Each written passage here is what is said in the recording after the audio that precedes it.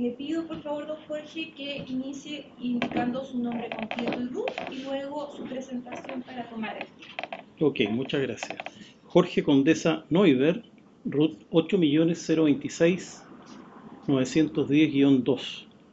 Yo soy ingeniero comercial de la Universidad de Concepción y tengo por inquietud dos temas, uno de los cuales voy a tratar en profundidad y el otro quiero hacer una mención. Básicamente me preocupa mucho cómo está enfrentando la Constitución el tema de la corrupción, porque considero que es por lejos el tema más importante que tiene el país hoy día, es algo que estamos viviendo y sufriendo día a día, y por lo tanto el llamado que hago a los constituyentes es a tratar en estos meses que quedan de darle mayor profundidad en el trato al tema de la corrupción, porque de frentón, si siguen subiendo los índices de corrupción en este país, no habrán derechos posibles de pagar, porque se entiende que los recursos irán destinados básicamente a los bolsillos de los políticos que tratan de aprovecharse de su condición. El segundo tema que a mí me parece importante y que tiene un trato más profundo en esta propuesta constitucional es el de la regionalización. ¿Y por qué me interesa tanto el tema de la regionalización hoy día? Porque considero que hasta ahora la regionalización es una promesa incumplida. Si bien es cierto, hay una elección de gobernadores que se hizo ya hace algunos años y que deben convivir hoy día con los delegados presidenciales, incluso se me olvida el nombre porque ya le han puesto nombre a todo esto en forma tan difícil. Comparten un espacio que es difícil de llevar y se ha demostrado en los últimos años de que es muy posible que la eliminación de los delegados sea la solución de fondo. Pero en definitiva, ¿por qué considero que esta es una promesa incumplida? Yo traje unas láminas que seguramente a ustedes se les van a entregar después, porque el problema que tenemos en la regionalización, si bien es cierto, es de tutela, no es menos cierto que el principal problema es de recursos. Hay muchas cifras que normalmente se dan en esto, y yo he hecho un cálculo respecto al presupuesto total de la nación. Los recursos que administran las regiones para inversión llegaron a un pic del 2,8% en el año 2015 y desde esa fecha, a pesar de todos los discursos, solo han bajado y hoy representan un 1,9% de los fondos totales.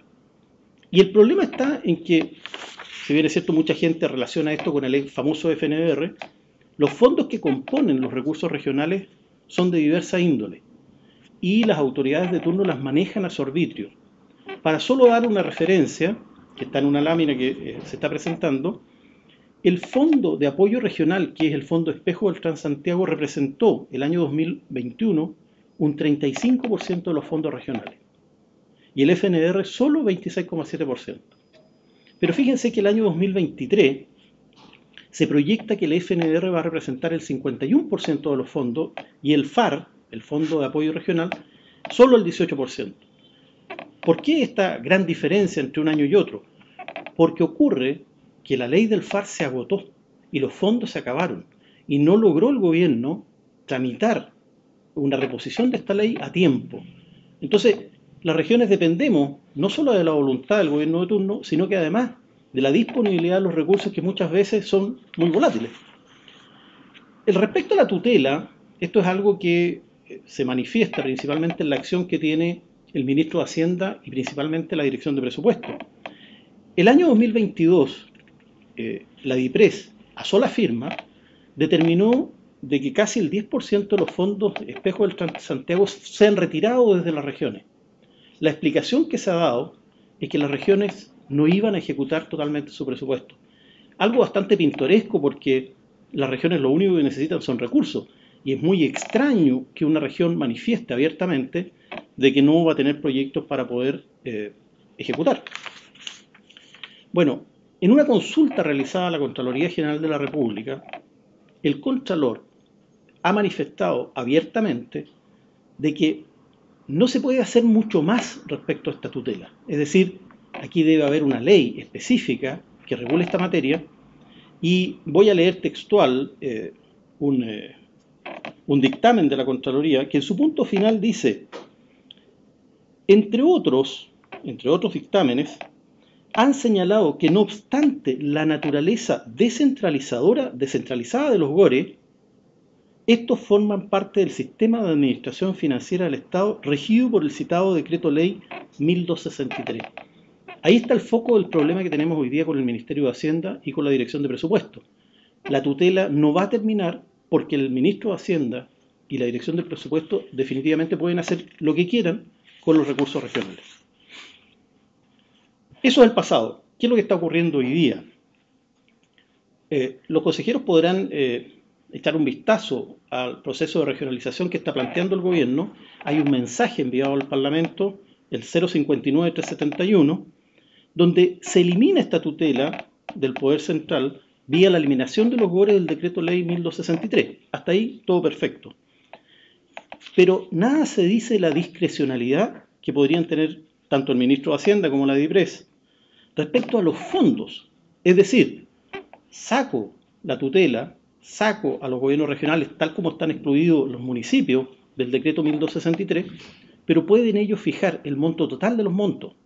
Es decir, un gobierno podría decir, hoy día yo rebajo el FNDR 30% y no ocurriría absolutamente nada, porque es el uso de los recursos sobre el cual no hay tutela, pero el monto total va a seguir existiendo. Quiero decirles, llevarlo al extremo respecto a lo que está planteando el gobierno en el proceso de regionalización. Existe un informe, el financiero número 100, que entrega el Ministerio de Hacienda para sustentar este proyecto, donde se establece que el gran ingreso nuevo que tendrían las regiones, sería fijar un tributo respecto a la congestión, a las vías congestionadas. Suena bastante extraño esto porque voy a colocar un ejemplo que es local de cada la octava región, de la región del Biobío, pero que en todo el país lo habrán escuchado, que es la ruta hacia Coronel, hacia Arauco, hacia la zona sur de nuestra región, la famosa vía 160. Bajo este concepto del gobierno, esa vía tan congestionada que, perdonen decirlo de esta manera, que ha afectado la calidad de vida de los ciudadanos de una forma brutal, tendría ahora un impuesto, un tributo. Es decir, sin que el Estado haga absolutamente nada para disminuir la congestión, por esta vía ahora pagaríamos un impuesto, que no serviría efectivamente para construir una mejor carretera o mejorar el transporte público, sino que para aumentar las arcas de los gobiernos regionales. Ese es el estado de las cosas en la regionalización. Ese es el estado de las cosas que plantea el gobierno hacer para el futuro. Respecto a lo que plantea esta nueva propuesta de constitución, yo lo que vengo aquí es a plantear una modificación al artículo 130, que está contemplado en la nueva constitución, agregando un concepto. ¿Cuál es este? Fijar en la constitución un monto de ingresos para las regiones. ¿Por qué vía? Por la vía de un porcentaje del presupuesto de la nación. Yo planteo derechamente, y lo voy a leer en forma textual, agregar un número 3 al artículo 130, indicando que el principal financiamiento de los gobiernos regionales sea el Fondo Nacional de Desarrollo Regional, el que no podrá ser inferior al 5% del presupuesto de la nación. La ley respectiva determinará la forma de reparto entre las regiones, lo que considerará elementos relevantes establecidos en el artículo 123, número 2, equidad territorial, etc. Eso ya está contemplado en este proyecto de ley. Yo agregué algunos conceptos adicionales, ¿no es cierto?, de forma tal de también dar solución a los problemas actuales que estamos teniendo con los fondos regionales. El número 4 que planteo dice: el FNDR asignado a cada región solo podrá ser alterado por el Ministerio de Hacienda con la aprobación de 3/5 de la Cámara de Diputados y Diputadas y deberá ser asignado por el Consejo Regional en base a lo que la ley respectiva establezca, pudiendo destinar solo un 10% de su presupuesto global a transferencias al sector privado en forma directa o indirecta. El número 5, cada gobierno regional deberá publicar sistemáticamente la lista de fondos transferidos al sector privado, incluyendo la información completa de los beneficiarios y la justificación de dicho traspaso. ¿Qué se lograría en definitiva con esta propuesta? Los ingresos de las regiones pasarían de 7 u 8 fondos que existen hoy día, muy volátiles por cierto, a un solo gran fondo, más los ingresos provenientes de leyes especiales, como por ejemplo la ley de casino, la ley de aguas, etc. Se logran más recursos, pudiendo definitivamente las regiones acometer obras de mayor envergadura. Se obliga, por cierto, a todos a negociar, a los ministerios y a los gobiernos regionales para hacer estas obras. Es decir, hay una mejor distribución del poder. Se disminuye, por cierto, la burocracia, sobre todo la burocracia existente a nivel de Subdere, que es un organismo que con esto debería desaparecer. Y se reduce la incertidumbre y se dejan los temas tributarios y de endeudamiento, que están planteados como idea en los nuevos proyectos, solo a nivel central, evitando que cada región fije normas sin tener estructura para ello. Regionalizar, por cierto, es menos tutela, más atribuciones, más control de los fondos, pero principalmente más fondos de decisión propia para inversiones relevantes. Puedes tomarse 2 minutos para ir cerrando. ¿Por qué en la Constitución? Porque honestamente lo que hemos escuchado en 30 o 40 años son discursos muy potentes para conseguir los votos, pero las leyes posteriores son absolutamente ineficientes. Por eso ahora es cuando hay que colocar este tema de la regionalización, de la descentralización, en la principal ley del país. Muchas gracias. Agradecemos su presencia y participación en este acto significativo para el desarrollo de una